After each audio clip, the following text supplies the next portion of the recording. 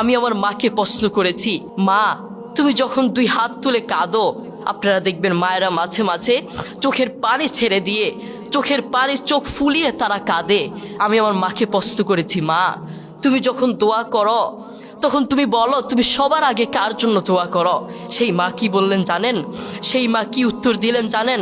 আরে বাপ, তুই জানতে চাস আমি যখন দোয়া করি, আমি যখন দুই হাত তুলে দোয়া করি, আমি আমার রোগের কথা ভুলে যাই, আমি আমার সমস্যার কথা ভুলে যাই, আমি সবার কথা ভুলে গিয়ে আমি যখন দোয়া করি আগে তোর জন্য দোয়া করি, আমার সন্তানের জন্য দোয়া করি। আল্লাহু আকবার। দেখেছেন মায়ের প্রতি আমাদের কোনো ভালোবাসা নেই। মুহাম্মদ সাল্লাল্লাহু আলাইহি ওয়াসাল্লাম একবার ওমর রাদিয়াল্লাহু তাআলা আনহুকে ডেকে বললেন, শোনো ওমর, হজ করতে ওয়াইস কারনী নামক একজন ব্যক্তি আসবে, তুমি তার কাছে দোয়া চেও। ওমর তার কাছে দোয়া চাইলে আল্লাহ তোমাকে, তার কাছে দোয়া চাইলে দোয়া কবুল হয়ে যায়। ওমর রাদিয়াল্লাহু তাআলা আনহুর মতো এত সম্মানিত একজন সাহাবীকে বললেন ওয়াইস কারনীর কাছে দোয়া চাইতে। তার কারণ কি জানেন? তার কারণ হচ্ছে ওয়াইস কারনী মায়ের খেদমত করতে করতে, মাকে সম্মান করতে করতে, মায়ের দোয়া নিতে নিতে এমন পর্যায়ে চলে গেছে আল্লাহ দুনিয়াতেই তাকে সম্মান দান করেছেন। আল্লাহু আকবার। দেখেছেন, এই জন্য ওমরের মতো সাহাবীকে বললেন ওয়াইস কারনীর কাছে দোয়া চাইতে। করোনা হওয়ার পরে, করোনার কথা মনে আছে? করোনা হওয়ার পরে আপনারা দেখেছেন বন্ধুর কাছে যায় নাই, প্রতিবেশী আরেক প্রতিবেশীর কাছে যায় নাই, স্বামী স্ত্রীর কাছে যায় নাই। করোনা হওয়ার পরে বন্ধুর কাছে যায় নাই, বান্ধবীর কাছে যায় নাই, এক বন্ধু আরেক বন্ধুর কাছে যায় নাই, প্রতিবেশীর কাছে যায় নাই। কিন্তু এখন এই ইতিহাসের পাতা খুললে দেখা যায়, এখন এই ইতিহাস সাক্ষী আছে, মা তার ছেলেকে কাঁধে করে হাসপাতালে নিয়েছে। করোনা হওয়ার পরে বাবা তার ছেলেকে কাঁধে করে হাসপাতালে নিয়েছে। এখনো ইতিহাস সাক্ষী আছে, করোনা হওয়ার পরে মা তার ছেলেকে চুমু খেয়েছে। করোনা হওয়ার পরে বাবা তার ছেলের পাশে সারা রাত ছিল, ঠিক কিনা? একদিন আব্দুল্লাহ ইবনে ওমর রাদিয়াল্লাহু তাআলা আনহু কাবার পাশে দাঁড়িয়েছিলেন। তিনি দেখলেন একজন যুবক তার মাকে কাঁধে করে করে তাওয়াফ করাচ্ছে। আব্দুল্লাহ ইবনে ওমর রাদিয়াল্লাহু তাআলা আনহু তার দিকে তাকিয়ে থাকলেন। এরপর যুবকটি আব্দুল্লাহ ইবনে ওমর রাদিয়াল্লাহু তাআলা আনহুর কাছে এসে বললেন, আমি কয়েকটা বছর এভাবে আমি আমার মাকে কাঁধে করে বেড়াই, আমি আমার মাকে বাথরুমে নিয়ে যাই কাঁধে করে, আমি আমার মাকে খাওয়াতে নিয়ে যাই কাঁধে করে, প্রত্যেকটা জায়গায় আমি আমার মাকে এভাবে কাঁধে করে নিয়ে যাই। আপনি বলুন, আপনার কাছে আমার প্রশ্ন, আমি কি আমার মায়ের হক আদায় করতে পেরেছি? আমি কি আমার মায়ের হক আদায় করতে পেরেছি? আব্দুল্লাহ ইবনে ওমর রাদিয়াল্লাহু তাআলা আনহু কি বললেন জানেন? তোমার মা তোমাকে জন্ম দেওয়ার সময় কয়েক হাজার কষ্টের নিঃশ্বাস ছেড়েছে। তুমি যদি সেই কয়েক হাজার কষ্টের নিঃশ্বাস থেকে একটি কষ্টের নিঃশ্বাসের হক আদায় করার জন্য কিয়ামত পর্যন্ত তোমার মাকে এভাবে কাঁধে করে বয়ে বেড়াও, কিয়ামত পর্যন্ত একটা কষ্টের নিঃশ্বাসের হক আদায় করতে পারবে না। আল্লাহু আকবার। এই পৃথিবীতে আমাদের সবচেয়ে আপন এবং কাছের মানুষ কি? আমাদের মা এবং বাবা। তাদের চেয়ে আপনজন আর কেউ নেই। আমাদের উচিত তাদের সাথে সুন্দর ব্যবহার করা, তাদের সাথে সুন্দর আচরণ করা। বন্ধু, আমি তোমাকে বলতে চাই, সব সময় মায়ের পাশে থাকার চেষ্টা করবা, মায়ের খেদমত করার চেষ্টা করবা, মাকে সহযোগিতা করার চেষ্টা করবা। কখনো একটা কাজ করবা না। সেই কাজটা কি? সেই কাজটা হচ্ছে কখনো মায়ের বদদোয়া নেওয়ার চেষ্টা করবা না। বন্ধু মনে রেখো, দোস্ত মনে রেখো, মায়ের বদদোয়া নিয়েছো মানে তোমার পুরো লাইফ নষ্ট হয়ে যাবে, পুরো জীবন নষ্ট হয়ে যাবে। মনে রেখো, রাইফেলের গুলি মিস হতে পারে, মায়ের বদদোয়া মিস হতে পারে না, ঠিক কিনা? এই জন্য মায়ের কাছ থেকে কখনো বদদোয়া নেওয়া যাবে না। রাজি আছি ইনশাল্লাহ? আমরা কখনো মায়ের কাছ থেকে বদদোয়া নিব না, সবসময় দোয়া নেওয়ার চেষ্টা করব।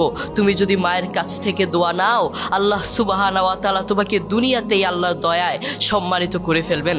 এই জন্য ওমরের মতো সাহাবীকে বললেন ওয়াইস কারনীর কাছে দোয়া চাইতে। এই জন্য আমরা মায়ের দোয়া নিব, মায়ের সাথে সুন্দর আচরণ করব। রাজি আছি ইনশাল্লাহ? আমরা মায়ের সাথে সবসময় সুন্দর আচরণ করার চেষ্টা করব। আপনি দেখেন আপনার মা আপনাকে প্রকৃতভাবে ভালোবাসেন ভাই, আপনাকে নিজের জীবনের চেয়েও ভালোবাসেন। আর কাউকে ভালো না বাসলেও তার সন্তানকে ভালোবাসেন। আপনার বন্ধু আপনাকে স্বার্থের জন্য ভালোবাসে, যারা আপনার জন্য পাগল তারা আপনাকে স্বার্থের জন্য ভালোবাসে। আপনার প্রিয় মানুষ আপনাকে স্বার্থের জন্য ভালোবাসে। সারা পৃথিবীটাই ধোঁকা, আপনাকে সবাই স্বার্থের জন্য ভালোবাসে।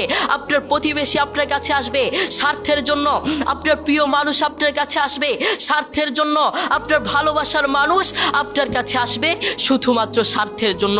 সারা পৃথিবীটাই ধোঁকা ধোঁকা, সারা পৃথিবীটা আপনার থেকে নিতে চায়, কিন্তু আপনার মা আপনাকে নিজের জীবনের চেয়েও ভালোবাসে, কিন্তু সেটা আপনি জানেন না।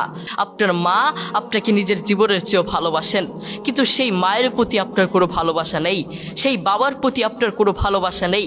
আপনি নাফরমান, আপনি কত বড় নাফরমান আপনি নিজেকে প্রশ্ন করুন, আপনি কত বড় নাফরমান। আমি যদি তোমাকে প্রশ্ন করি, আজ সারাদিন তুমি কাকে বেশি, কার জন্য বেশি দোয়া করেছ? তুমি বলবা। তোমাকে যদি প্রশ্ন করি মায়ের জন্য কয়বার দোয়া করেছ? তুমি বলবা একবারও মায়ের জন্য দোয়া করতে পারি নাই।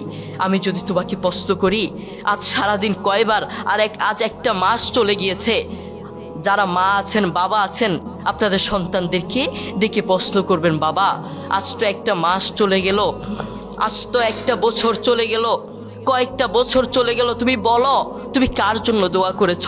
তোমার মা আমি আমার জন্য দোয়া করেছ? তোমার বাবা আমি আমার জন্য দোয়া করেছ? সন্তান কি বলবে জানেন? আমি মা দুঃখের বিষয়, আপনার জন্য আমি দোয়া করতে পারি নাই, বাবা আপনার জন্য আমি দোয়া করতে পারি নাই। কি সন্তান আপনি জন্ম দিলেন, যেই সন্তান আপনার জন্য দোয়া করতে পারে না ওটা সন্তান হতে পারে না। ওটার মতো নাফরমান আসমানের নিচে জমিনের উপরে আর একটা হতে পারে না, ঠিক কিনা? যেই সন্তান তার মায়ের জন্য দোয়া করতে পারে না ওটা কিসের সন্তান হলো? এই জন্য আমরা সবসময় মায়ের খেদমত করার চেষ্টা করব, মায়ের কাছ থেকে দোয়া নেওয়ার চেষ্টা করব। বন্ধু তুমি জানো, যুবক তুমি জানো, তোমার মা তোমাকে জন্ম দেওয়ার সময় কত কষ্ট করেছেন, সেই মায়ের জন্য তুমি দোয়া করতে জানো না। আমি আমার মাকে প্রশ্ন করেছি, আমার বাবা আমার দাদুকে প্রশ্ন করেছে, মা তুমি যখন দুই হাত তুলে কাঁদো, আপনারা দেখবেন মায়েরা মাঝে মাঝে চোখের পানি ছেড়ে দিয়ে চোখের পানি চোখ ফুলিয়ে তারা কাঁদে। আমি আমার মাকে প্রশ্ন করেছি, মা তুমি যখন দোয়া করো তখন তুমি বলো তুমি সবার আগে কার জন্য দোয়া করো? সেই মা কি বললেন জানেন? সেই মা কি উত্তর দিলেন জানেন?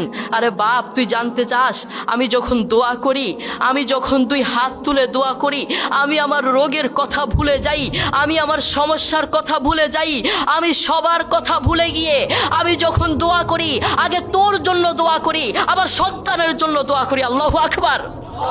দেখেছেন মায়ের প্রতি আমাদের কোনো ভালোবাসা নেই। সেই মা আমাদের জন্য দেখেছেন কত কষ্ট করেন, সেই মা আমাদের জন্য সারা রাত দিন রাত 24 ঘন্টা আমাদের জন্য ভাবেন, কিন্তু সেই মায়ের প্রতি আমাদের কোনো ভালোবাসা নেই। আপনার মা আপনাকে জন্ম দেওয়ার সময় কত কষ্ট করেছেন আপনি জানেন? বর্তমান বিজ্ঞানীরা কি বলেছেন? বর্তমান বিজ্ঞানীরা বলেন একজন সুস্থ মানুষকে, একজন জীবন্ত মানুষের হাত পা ধরে ভেঙে দিলে একজন জীবন্ত মানুষ যতটুকু কষ্ট পায়, একজন মা তার চেয়েও বেশি কষ্ট পায় তার সন্তানকে জন্ম দেওয়ার সময়। আল্লাহু আকবার। এরপরেও কেন আমাদের মায়ের প্রতি ভালোবাসা নেই? কেন আমাদের মায়ের প্রতি ভালোবাসা নেই?